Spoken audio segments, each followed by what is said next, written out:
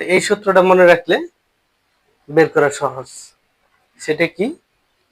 যেমন আমরা এখানে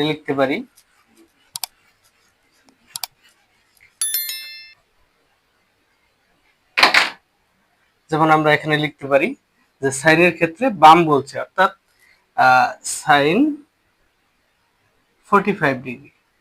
ধরেন আপনি সাইন 45 ডিগ্রি মান বের করবেন। তো সেই ক্ষেত্রে সাইন 45 ডিগ্রি আঙ্গুল আছে কোন জায়গায়? এই জায়গায়। তো আমরা প্রথমে এইভাবে চিন্তা করবো যে এই জায়গায় আছে। তো সেই ক্ষেত্রে এর বামে কয়টা আঙ্গুল আছে? দুইটা আঙ্গুল আছে। তাহলে আমরা সূত্রে লিখছিলাম যে রুট আঙ্গুলের সংখ্যা ভাগ হচ্ছে 2। তাহলে আমরা এখানে লিখতে পারি যে আঙ্গুলের সংখ্যা আছে কত? দুইটা। তো রুট 2 নিচে ভাগ হবে 2 দিয়া। তাহলে আমরা এখানে যদি একটু কাটাকাটি করি, আমরা জানি যে একটা স্বাভাবিক সংখ্যা ইকুয়াল লেখা যায় যে দুইটা রুট সংখ্যা বা বর্গমূল সংখ্যা।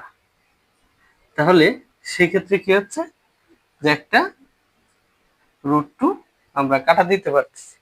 তো আমরা আবার এটাও জানি যে উপরে কোনো কিছু না থাকলে ভগ্নাংশে 1 থাকে। তাহলে আমরা এটা ইকুয়াল কি লিখতে পারতেছি?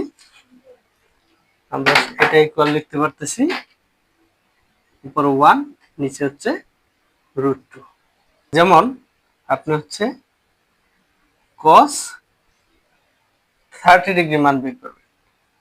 তো সেই ক্ষেত্রে cos 30 ডিগ্রি ডানে কয়টা আঙ্গুল আছে? 1 2 3।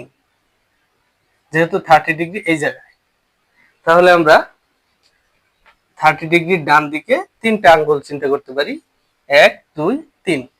তাহলে আমরা সূত্র জানি যে রুট আঙ্গুলের সংখ্যা